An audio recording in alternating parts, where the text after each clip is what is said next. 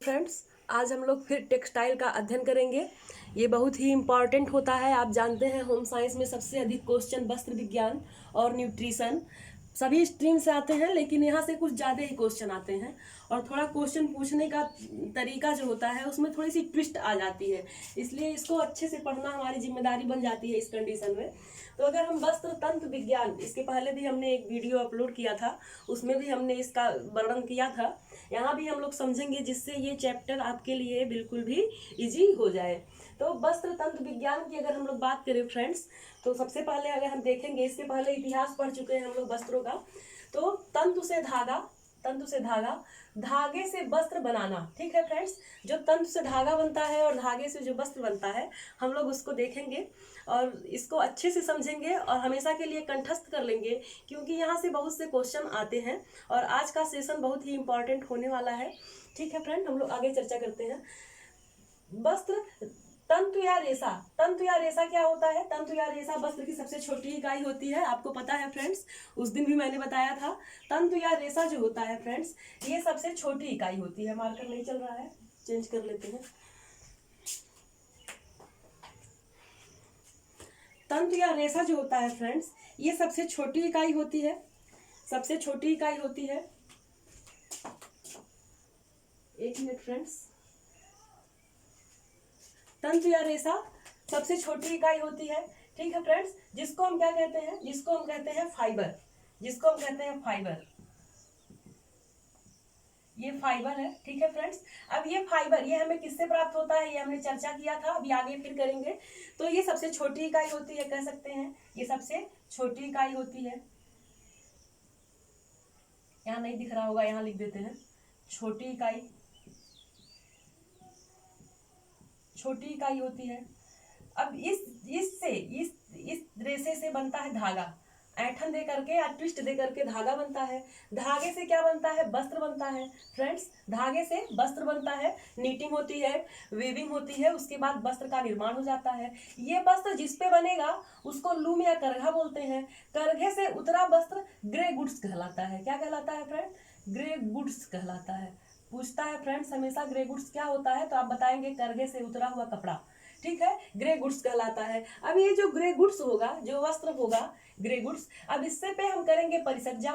परिसज्जा के बाद ये कपड़ा पहनने योग्य हो जाता है। इस पे कई तरह की फिनिशिंग होती है, परिसज्जा चैप्टर भी बहुत इंपॉर्टेंट है। तो जब वस्त्र पे ग्रे गुड्स पे फिनिशिंग हो जाएगी तो ये क्या हो जाएगा? ये पहनने योग्य वस्त्र बन जाएगा फ्रेंड्स, पहनने योग्य वस्त्र बन जाएगा। आप अच्छे से इसको समझ पा रहे होंगे, इसके पहले भी हमने चर्चा किया था, आप समझ पा रहे होंगे। सबसे छोटी या मूलभूत इकाई क्या होती है? तो रेशा। रेशा के बाद धागा बनेगा, धागे से वस्त्र बनेगा, वस्त्र पे परिसज्जा होगी, जो ग्रे गुड्स होगा उस पे परिसज्जा होगी और फिर इससे पहनने योग्य वस्त्र बन जाएगा फ्रेंड्स। ये तो हो गई मूल, जो मूल होता है वस्त्र जहाँ से उद्गम होता है, तो इसको हम फाइबर कहते हैं और वस्त्र को हम फैब्रिक कहते हैं, इसको हम फैब्रिक कहते हैं फ्रेंड्स। ठीक, ये बात हो गई। अब आगे हम देखेंगे वस्त्र का महत्व। अब हम इस पे सोचेंगे, बहुत कठिन तो नहीं है, लेकिन यहाँ से अगर देखा जाए तो नेट में क्वेश्चन आ ही जाता है कि वस्त्र का महत्व क्या है हमारे जीवन में। तो हम बात करेंगे, इसको समझेंगे। आप इसको एक बार देखने के बाद खुद सोचेंगे कि इस पे कैसा क्वेश्चन आ सकता है और हमारे जीवन में वस्त्र का क्या महत्व है। हम लोग जानते ही हैं, लेकिन जब क्वेश्चन आ जाता है एग्जाम में तो हमें ये टफ लगने लगता है। तो सबसे पहला महत्व है सामाजिक व मनोवैज्ञानिक महत्व। फ्रेंड, इसको आप सोच पा रहे होंगे, वस्त्रों का सामाजिक या मनोवैज्ञानिक महत्व। फ्रेंड, जो हमारे वस्त्र होते हैं इसका सीधा संबंध हमारे मन से होता है। अगर हम लोग डेली लाइफ में जो वस्त्र यूज करते हैं, अगर थोड़ा सा अच्छा रहता है तो हमको खुशी अंदर से होती है, लेकिन अगर वही वस्त्र खराब हो जाए तो हमको अच्छा फील नहीं होता है। कह सकते हैं हम थोड़े से डिस्टर्ब हो जाते हैं अपने वस्त्रों को लेकर के। इसी तरह अगर कोई फंक्शन हो, अगर वहां जाना हो और उसके अकॉर्डिंग हमारा ड्रेस ना हो, तब भी हम थोड़े से परेशान हो जाते हैं फ्रेंड्स। तो इसीलिए हम कह सकते हैं वस्त्रों का सामाजिक व मनोवैज्ञानिक महत्व है। अब इस पे आप किस तरह सोच सकते हैं जरूर सोचिएगा, क्योंकि नेट में ऐसे ही क्वेश्चन आते हैं। अब आगे देखेंगे व्यक्तित्व को निखारने में। फ्रेंड, ये भी क्लियर है, हम लोग घर में चाहे जैसे रहते हैं, लेकिन जब हम कहीं जाते हैं तो हमारे कपड़े चेंज हो जाते हैं, तो देखने वाले कहते हैं अरे आप अच्छी लग रही हैं। क्यों अच्छी लग रही हैं? बॉडी तो वही है, इंसान भी वही है, तो अच्छा क्यों लग रहा है? क्योंकि उसके वस्त्र चेंज हो गए, पहनावा चेंज हो गया, उसके रहने का तरीका चेंज हो गया, वो अपना पहन के अच्छे से जब घर से निकलता है तो उसके व्यक्तित्व में निखार आ जाती है। तो हम कह सकते हैं वस्त्र से क्या होगा, लुक चेंज हो जाता है। अब किसी अगर आप महिला की बात करें या लड़की की बात करें, सूट में थोड़ी अलग दिखेगी, साड़ी में अलग दिखेगी, अलग टाइप का कोई और ड्रेस पहन लिया तो थोड़ा सा अलग दिखेगा। तो जाहिर सी बात है फ्रेंड्स, इससे हमारा लुक चेंज होता है और हमारे व्यक्तित्व में निखार आता है। अगर हम टीचर हैं तो टीचर की तरह ही ड्रेस पहनेंगे। आगे देखेंगे सुरक्षा।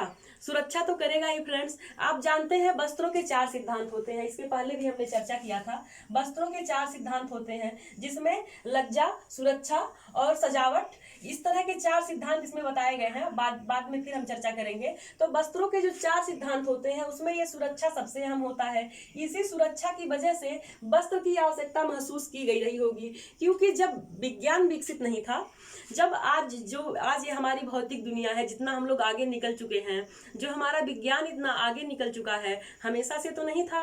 तो वस्त्रों की आवश्यकता क्यों महसूस की गई?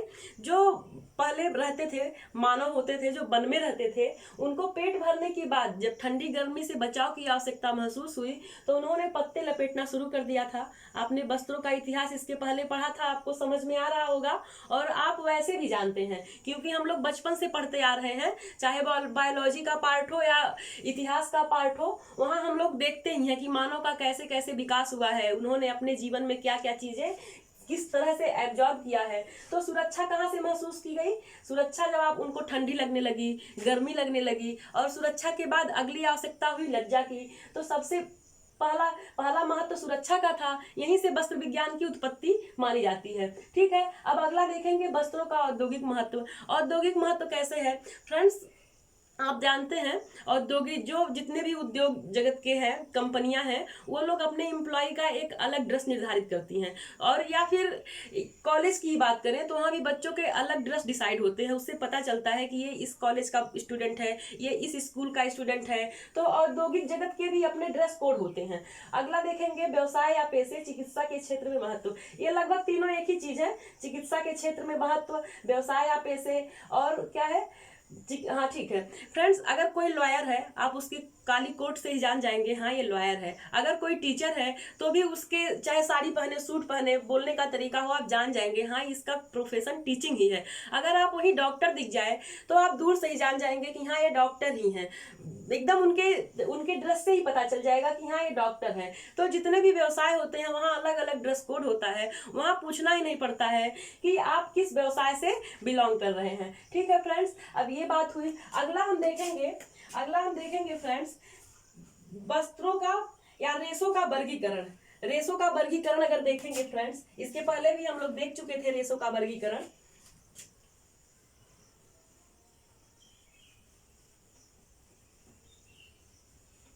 हमारे पास संसाधन की कमी है फ्रेंड्स, लेकिन फिर भी हम कोशिश कर रहे हैं कि आपको ये टॉपिक जितना भी है होम साइंस का अच्छे से समझ में आए और आप महंगी कोचिंगों से बच सकें। और आपका इस बार जितनी भी टीजीटी, पीजीटी या जीआईसी की जितनी वैकेंसी इस बार लगी हुई है, 2 महीने बचा है, टीजीटी पीजीटी का एग्जाम है, इसके बाद बस 3 ही महीने बचे हैं, या 90 दिन कह सकते हैं, 90 दिन भी नहीं बचा है अब तो जीआईसी का एग्जाम बचा है। और होम साइंस में जितना पढ़ाया जा रहा है, वृंदा सिंह की या रीना खनूजा की या इसी तरह कई सारी बुक मार्केट में है, जो एक कोई सा भी बुक आप ले लीजिए, कोई सा भी, और इसके बाद ये वीडियो देखिए, कई बार देखिए, नोट्स बनाइए, तो निश्चय ही आप एक सीट पक्का कर पाएंगे। ठीक है फ्रेंड्स, तो हम बात कर रहे हैं रेशों का वर्गीकरण। इसके पहले भी हमने इसके पहले चैप्टर में भी देखा था, लेकिन रेशों का जो ये वर्गीकरण है फ्रेंड, ये एक ऐसा चैप्टर है, ये एक ऐसा चैप्टर है, रेशों का वर्गीकरण।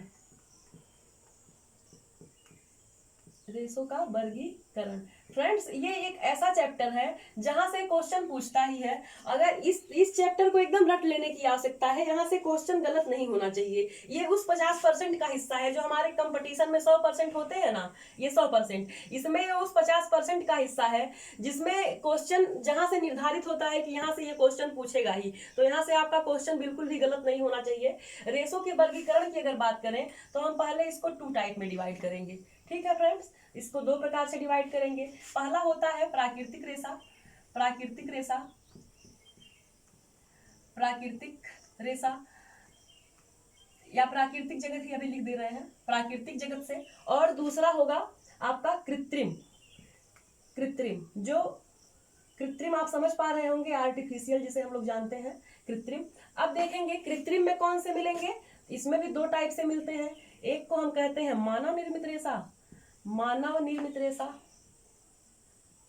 मानव निर्मित रेशा, और दूसरे को कहते हैं हम, दूसरे को कहते हैं संश्लेषित या रासायनिक रेशा। इसको हम कहते हैं संश्लेषित, संश्लेषित या रासायनिक रेशा कह देते हैं इसको। अब आगे अगर हम बात करें, इसको आप समझ पा रहे होंगे। अब पहले इसी की चर्चा कर लेते हैं क्योंकि ये छोटा टॉपिक है। तो अगर कृत्रिम रेशे की बात करें, इसमें दो टाइप हुए, मानव निर्मित और संश्लेषित। तो पहला मानव निर्मित रेशा हमेशा पूछ लेता है तो हम कहेंगे रेयान होता है, रेयान होता है। रेयान को भी तीन टाइप से बांटा गया है। फ्रेंड्स, टीजीटी में पूछा गया था कि ये जो रेयान होता है ये किससे बनता है, तो हम जानते हैं ये सेल्यूलोजिक रेशा होता है। ये कैसा होता है, सेल्यूलोजिक रेशा होता है। जो सेल्यूलोज होंगे, सेल्यूलोजिक रेशा होगा। जो सेल्यूलोज होगा फ्रेंड्स, वो वनस्पतिक जगत से प्राप्त होगा। जितने भी सेल्यूलोज होंगे वो निश्चय ही वनस्पतिक जगत से प्राप्त होगा। तो ये बनता है बांस की लुगदी से। अभी इसका रेयान पढ़ेंगे तो अच्छे से चर्चा करेंगे, लेकिन ये सेल्यूलोजिक रेशा है, आप याद रखेंगे। फिर रेयान में भी तीन टाइप होते हैं, रेयान में भी तीन टाइप के रेशे होते हैं। फ्रेंड्स, आगे देखेंगे हम लोग। फ्रेंड्स, हम इसलिए बोर्ड पे लिख देते हैं क्योंकि हम सोचते हैं टाइम बच जाए, ठीक है। तो बात रेयान की हो रही थी, तो इसमें होते हैं नाइट्रोसेल्यूलोज, कुप्रामोनियम और विस्कस। नाइट्रोसेल्यूलोज, कुप्रामोनियम और विस्कस। आप आगे देखेंगे प्राकृतिक रेशे की, तो ये वनस्पतिक और प्राणिज और खनिज तीन टाइप से होते हैं। बार बार बता रहे हैं, जितनी बार वीडियो बनाया मैंने उतनी बार बताया, ठीक है। अब देखिए फ्रेंड्स, अगर प्राणिज की बात करें तो प्राणिज वो रेशे होंगे जो प्राणियों से प्राप्त होंगे। आप सभी जानते हैं ऊन हमें किससे मिलता है और सिल्क हमें किससे मिलता है। सिल्क हमें सिल्क वार्म से मिलता है, और जो ऊल होता है ये भी हमें जानवरों से प्राप्त होता है, जैसे भेड़, बकरी, ऊंट, इस तरह से। और खनिज रेशे किससे होंगे, जो खनन से प्राप्त होंगे, जैसे सोना, चांदी और एस्बेस्टस। सोना, चांदी और एस्बेस्टस ये हमें किससे मिलेगा, ये खनन से हमें मिलेगा। अब अगर वनस्पतिक की बात करें तो इसमें भी तीन टाइप होते हैं। पहला ये बीज, उसके बाद तने, उसके बाद पत्ते। बीज से कौन मिल रहा है, तो कपास और कपोक। आप कपास का पौधा देखे होंगे, उसमें अंदर बीज होता है, उसके बाद रुई लपेटी होती है। अगर आपके यहाँ पेड़ होगा या कहीं भी देखे होंगे, अगर आप गांव में रहते होंगे या आपके यहाँ कुछ ऐसी खेती होती होगी, तो कपास होता है, फिर कपोक होता है, ये बीज से प्राप्त होते हैं। फिर तने से ज्यादा लंबा है तो हम पत्ते को याद करेंगे, पीना और सीसल। उसके बाद आएंगे हम तने पर। तो अगर आपको ये दोनों याद हो गया तो ये वाला आराम से समझ में आ जाएगा कि ये किसमें आएगा, क्योंकि ये सभी सेल्यूलोजिक रेशा है, आप जान पा रहे हैं, ठीक है। अब देखेंगे linen, jute, hemp, ramie, Manila, कोयाल, ठीक है। सन भी आता है इसमें, ठीक। ये तो हो गई रेशों की बात, ये रेशों के वर्गीकरण की बात हो गई। अब यहाँ अगर देखें हम संश्लेषित रेशों की, तो संश्लेषित रेशों में क्या आता है, नायलॉन, बहुत सारे रेशे हैं, नायलॉन, आरलान, ठीक है। इसी तरह से एक्रिलिक,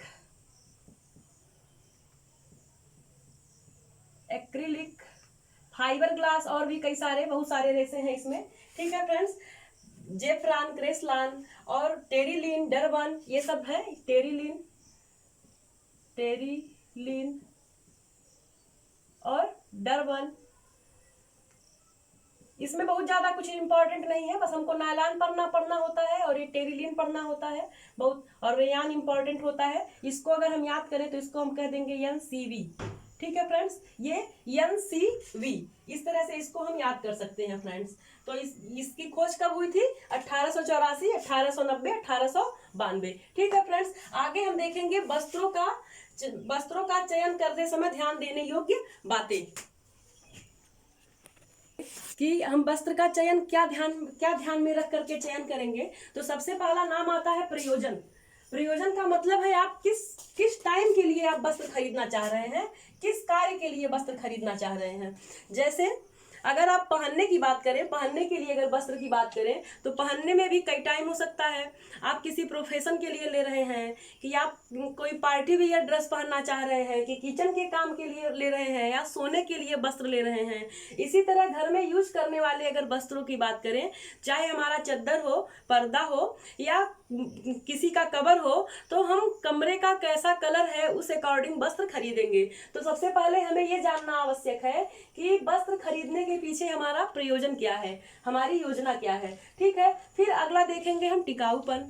वस्त्र खरीदते समय हम इस बात का बिल्कुल ध्यान रखेंगे फ्रेंड, कि जो हम पैसा खर्च करने जा रहे हैं तो क्या वो हम सही जगह इन्वेस्ट कर रहे हैं। वस्त्रों को ऐसा तो हम नहीं खरीद ले रहे हैं कि आज खरीद लिए 2 ही दिन में खराब हो जाए, ऐसा तो हम बिल्कुल भी नहीं करेंगे। हम क्या करेंगे, हम देखेंगे कि वस्त्र में टिकाऊपन कितना है, वस्त्र की कार्य क्षमता कितनी है, वस्त्र किस कार्य के लिए लिया जा रहा है, और वो कितनी बार धुलने पे किस तरह उसको हम यूज करेंगे, कैसे वो अच्छा दिखेगा। तो हम सबसे पहले क्या देखेंगे, योजना देखेंगे, वस्त्र किस प्रयोजन से लिया जा रहा है। फिर टिकाऊपन देखेंगे, जो हमने पैसा लगाया, जो वस्त्र हम खरीद रहे हैं, तो उसकी टिकाऊपन मतलब वो कितना मजबूत है, कितना कमजोर है। जो हमने पैसा खर्च किया है, क्या वो उसके अकॉर्डिंग है, जिसके लिए हमने लिया है, क्या वो मेरा उद्देश्य पूरा हो पा रहा है, ये हम बिल्कुल देखेंगे। फिर उसके बाद कार्य क्षमता भी देखेंगे, कि हम वस्त्र का रख रखाव कैसे कर पाएंगे। ठीक है, ये वस्त्र हमारे किस काम आएगा, कि ऐसे ही हमारा पैसा बेकार चला गया। एक छोटा सा एग्जाम्पल लेते हैं, जैसे कि हम लोग शादियों में कपड़ा खरीद लेते हैं कई सारा, जो खासकर लेडीजों की बात करें, लहंगा हो गया और बहुत सारे भारी भरकम कपड़े, ये सारे कपड़े क्या होते हैं, प्रयोजन तो ठीक होता है हमारा, ठीक है, कि हमको भाई पार्टी वेयर ड्रेस चाहिए, एक ही दिन पहनना है, अच्छा दिखना है, तो हम क्या करते हैं, ले लेते हैं। बस वो हम एक ही दिन पहनते हैं, उसके बाद क्या होता है, वो वैसे का वैसा ही रखा रहता है। तो कह सकते हैं कि उसका पैसा बेकार हो जाता है। हम होम साइंस के स्टूडेंट हैं, हमारे ऊपर तो ये चीज अप्लाई नहीं होती है, लेकिन फिर भी एक एज होता है तो लोग फॉलो नहीं करते हैं रूल को। ठीक है, अगला हम देखेंगे ऋतु व मौसम के अनुकूल। हम वस्त्र जो खरीद रहे हैं, मान लीजिए गर्मी का टाइम है, तो हम क्या करेंगे, हम गर्मी को ध्यान में रखेंगे। हम कौन सा फैब्रिक चूज करेंगे, तो हम जब जाएंगे वस्त्र खरीदने तो हम देखेंगे कि वस्त्र किस कैटेगरी का है, क्या वो कॉटन का है, क्या वो कॉटन का वस्त्र है, कॉटन का वस्त्र है, या फिर लिनन का वस्त्र है, लिनन का वस्त्र है, लिनन का वस्त्र है, या फिर कोई भी ऐसा वस्त्र जो हमें गर्मी में आराम देता हो, कोई भी ऐसा वस्त्र जो हमें गर्मी के अनुकूल हो।